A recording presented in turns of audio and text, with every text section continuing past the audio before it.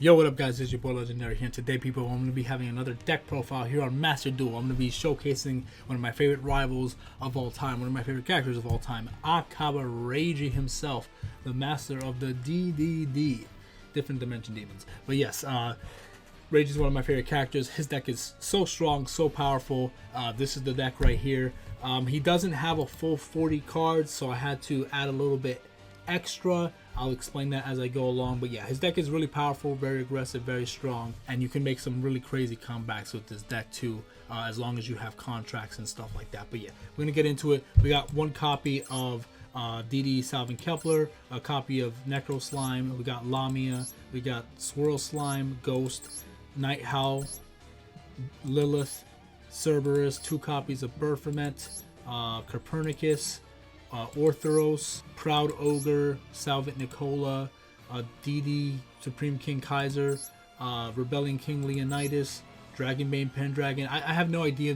This card wasn't used in the manga or the anime, so we don't know where it belongs. It kind of has a weird effect that doesn't really work with anything else. It says you contribute one other dragon type monster or one other fiend from your hand or side of the field, so something, but he doesn't have any dragons in the deck. He has only fiends, and this is literally the only dragon that exists. So actually no, this is not even a dragon, he's also a fiend. So I have no idea why they gave it an effect where you have to tribute a dragon and another fiend to summon this card. It makes no sense. There's no dragons in the whole archetype, so I have no idea why that's there, but whatever.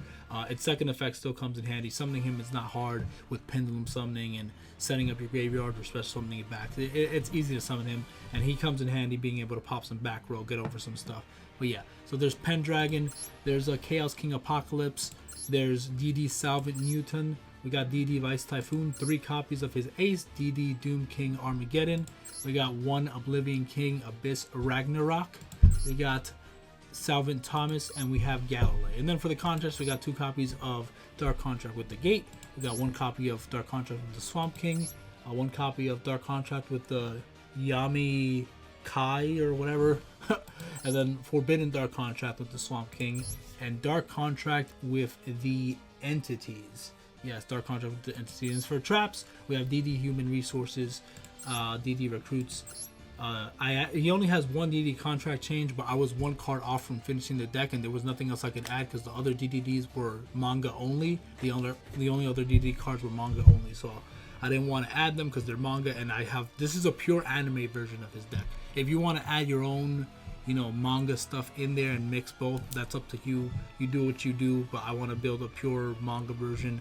Some of these cards didn't come in the anime or the manga, like Recruits and stuff. This came from a structure deck, and I think Reroll also came from a structure deck.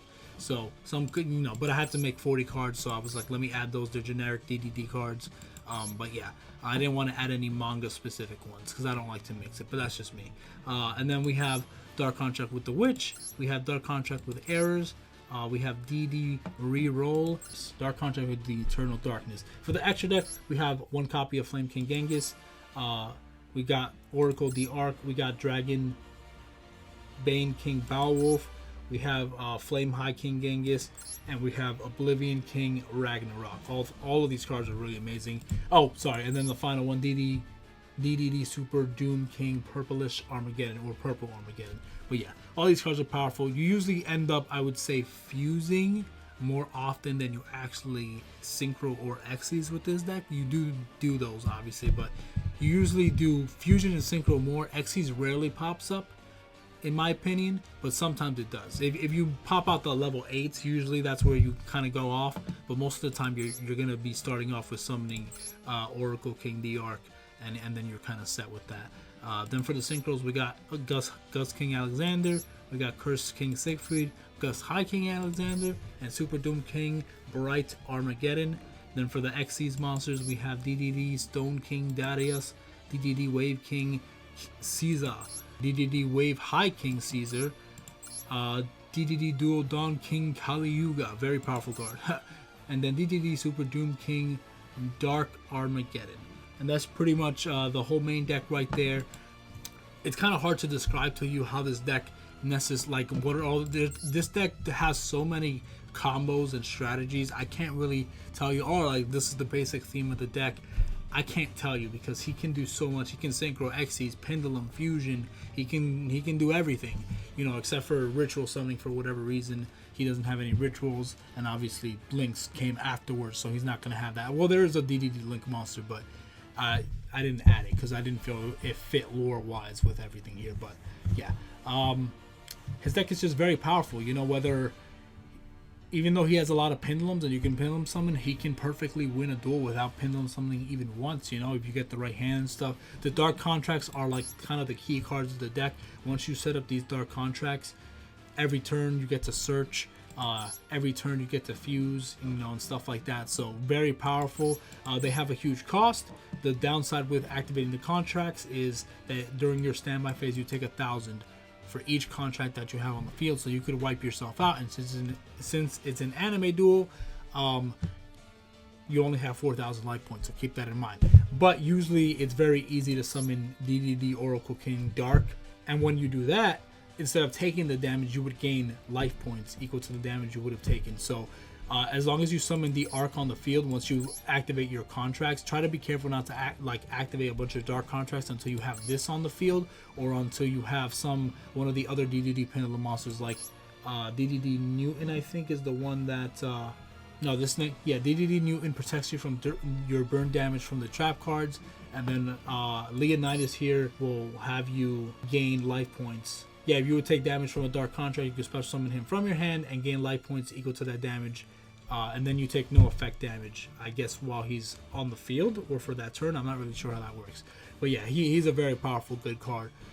But yeah, so usually just summon Dark on the field and you're kind of set, or you summon Siegfried, so that way you can negate one of your contracts, but it won't negate all of them. And then when he's destroyed by battle or card effect, and since it's graveyard, you gain 1,000 for each dark contract you control. So he has ways of gaining life points, so that way you could pay off the cost or negate the cost in general, or the damage, I should say. But yeah, most of the time you just summon Dark, gain a bunch of life points. This deck can stack hard with life points. Once you have a bunch of dark contracts and have Dark on the field, that's it. You're pretty much kind of set, to be honest. You gain a bunch of life points and you're good. If they can't find a way to get rid of Dark, then you're kind of screwed, or they can't find a way to get rid of your contracts, then they're kind of screwed. It is what it is, but you can search a lot. The good thing with this deck is you can swarm the field with a bunch of monsters and do a bunch of crazy summoning mechanics, summon a bunch of big beaters on the field, and then if your opponent takes it all down, if they don't get rid of these contracts, then on the next turn you're going to get to search and fuse more, because that's just how the deck works. Like, if you don't get rid of these contracts early on, Reiji can't rebuild up momentum. He can't recover from it as easily. He does have graveyard effects though, so you know, there's stuff like that. Usually the best thing to search out with Dark Contract with the gate early on is a DDD Swirl Slime. If it's not already in your hand, search this out and then fuse this card from your hand with any DD monster you control, DD or DDD monster in your hand, and then you special summon Dark on the field, and then you're good. So then you'll gain 1,000 on the following turn because you activated this and whatnot. But yeah, usually that's the best way to go for it. You search out your DDD Swirl Slime, summon your Oracle King Dark, and then you'll start gaining life points from there and protect yourself. You know, don't leave yourself completely wide open, but that's that. The one downside with Reiji's deck is his deck is very, very aggressive, but not very defensive. His traps are not very defensive. He only has like Contract Chain and Dark Contract with the Witch for some defense. They come in handy, but he doesn't have a lot of defense for a lot of various situations. Reiji's deck is kind of like, you go all the way in, try to knock your opponent out. If they somehow still are alive, you have to try to find a way to knock him out quick.